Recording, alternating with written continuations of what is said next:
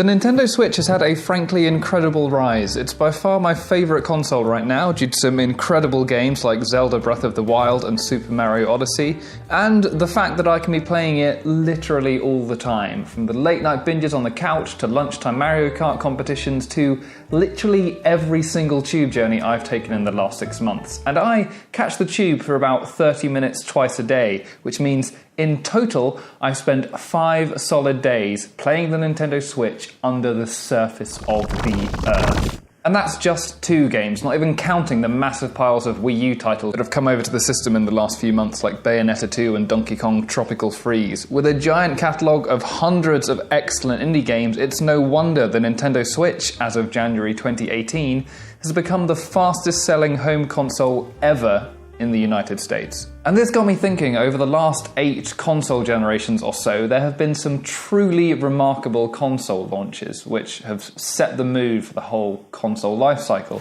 I'm loving it. The graphics are sweet, especially on that fighting one down there. Controllability of the games are unbelievable. I mean, it's very smooth. Smooth, it's fast, and it makes for a more real-life playing experience.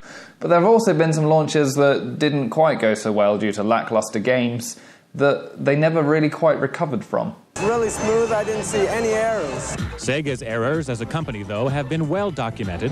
Its last home console flopped, and it's seen its market share plummet from more than 50% to about 1%. Can Dreamcast end Sega's nightmare? The Switch launched with Breath of the Wild, which won dozens of Game of the Year awards, and some called the greatest game of all time. The Legend of Zelda Breath of the Wild is a masterclass in open-world design. The most impressive game Nintendo has ever created. I'm fighting off recency bias when I say this, but every time I played The Legend of Zelda Breath of the Wild, I couldn't shake the feeling that I was playing one of the best video games ever made. Even though it was also released on the Wii U, the increased power of the Switch made it the definitive way to play it. So is it the portability and the power of the Nintendo Switch that's given it such a strong launch year in terms of sales? Or could it be simply down to having some of the best games, potentially of this decade, exclusive to the console? When you think of the Wii U by comparison, it had a terrible launch lineup which no doubt hampered sales for the entirety of its short lifetime. So the question I attempt to answer in this video is, how much do launch games affect console sales? And can we use the quality and quantity of all the games that came out in the first year to predict how many sales it will make? Hey everybody, I'm Marcus, but my friends call me Beezy. I've conducted a little data experiment to try and answer this question. Ultimately it leads to no conclusions, but some of you might find interesting. So to start answering the question, I had to find some data sources, and surprisingly that's quite hard to come by. Not many sites have monthly sales figures for all the last 8 generations of console, reliable and consistent. So I had to scope back what I wanted to do and actually just look at one generation of consoles, the consoles of my formative years, the Wii, the PS3 and the Xbox 360. I also had to limit the whole thing to just North American releases and just North American sales, because otherwise things got really messy when you tried to compare the release dates. In the first 12 months after launch, the PS3 sold 2,447,000 units. The Xbox 360 sold 3,403,000, and the Wii clocked in at a massive 6,019,000 units. Just for comparison, 4.3 million Switch consoles have been sold in the first 10 months. So which consoles had the most games in the first year, and did it affect sales? In keeping with the mid-2000s meme, the PS3 had just 71 games, the least of all 3, by a significant margin. The Xbox 360 had 105 and the Wii had 122. Just so you know, the average scores of the PS3 and the 360 were about 70 out of 100, while the Wii's was a full 10 points lower at 62. But there is a better way to look at all of these numbers. Ooh, look, a bubble chart. Each of these circles is a game, and the bigger and darker the circle is, the higher the Metacritic score is. So you can see that the PS3's collection of bubbles is the smallest by far. The Wii's is quite a bit bigger, but still smaller than the 360's, because none of the games were particularly good. In the first 12 months, they had games like Legend of Zelda Twilight Princess and Super Mario Galaxy, but not much else. On the other hand, you can see the 360 had a lot more games that had at least 75 on Metacritic. So what would happen if we added up all of these scores? Would it give us some kind of measure of overall goodness that took into account quality of the games, but also the quantity of games. Could we take this score of overall goodness and then match it up with console sales and see if they correlate somehow? Probably not, but let's give it a shot anyway. So let's put goodness score on the x-axis, sales on the y. Drum roll please, and... wow, what a mind-blowing correlation. Job done. Let's draw a line, sell this critical insider info for thousands, and make millions. So glad I spent all this time cleaning data, figuring out APIs and visualizing this. It really paid off. This was a waste of time. This was a waste of time. Alright, well, at least while we're here, let's try to get a little bit of insight out, and if you want me to continue making vids like this, I'd appreciate it if you could give me a like and subscribe, because I'm small, but I'd like to grow. Can't deny that there is some sort of temporal or time-sensitive aspect to console sales. They always spike around Christmas, and in other ways...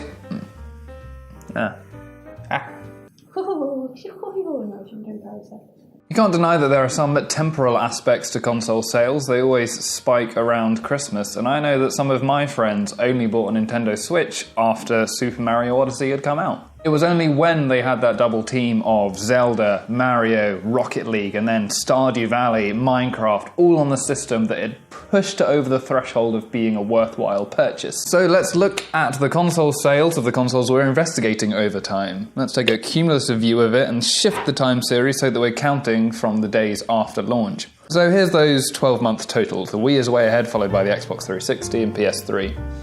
For the first 4 months of sales, the Xbox and PS3 actually sold a similar amount. The gap only widens after that initial 6-month period. Going back to our bubble diagrams for the games, laying these out in a timeline also reveals some insights, especially when you highlight the games where the scores were 85 or over. Every console launched with a great game, whether it was Twilight Princess for the Wii or Resistance Fall of Man for the PS3. But then things start to look a little different. Good games for the PS3 were few and far between, compared to the Wii, which had a steady stream, and the Xbox 360, which had 2 births of 4 or 5 really good games. And we can overlay these charts, and finally, yes, we have some interaction between highly rated games and console sales. Do you see it? Do you see the thing that made all of this worthwhile? Right here. That little cluster of good games that happened just before the Xbox 360 started selling more quickly. Finally, we found something that connects the quality of games with more sales. We did it. All of the Excel stuff was worth it. Wasn't a waste of time. This video is fascinating and not a boring exploration of numbers and charts that ultimately sell nothing at all.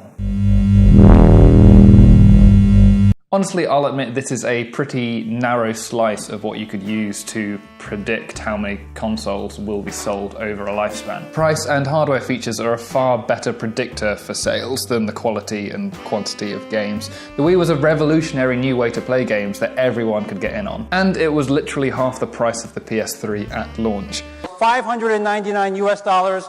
Whoops. Still, if the Nintendo Switch continues to get excellent games dropped on the system every few months, sales will continue to grow and it could seriously be one of the most widely played systems in a very long time. I wonder what made you buy a Switch if you had one. Was it the promise of having really powerful, portable and docked gaming? Or was it just the fact that Zelda and Super Mario Odyssey were great games that you didn't want to miss out on? For me, it was a financial no-brainer. It's my only current-gen console right now, and I was basically getting 2 for 1, a portable system and a home console. My battery's dead, so while I'd like to wave goodbye to the camera, I can't, so you'll have to make do with this animated still image of me. Thanks for watching, see you next time, Beezy out.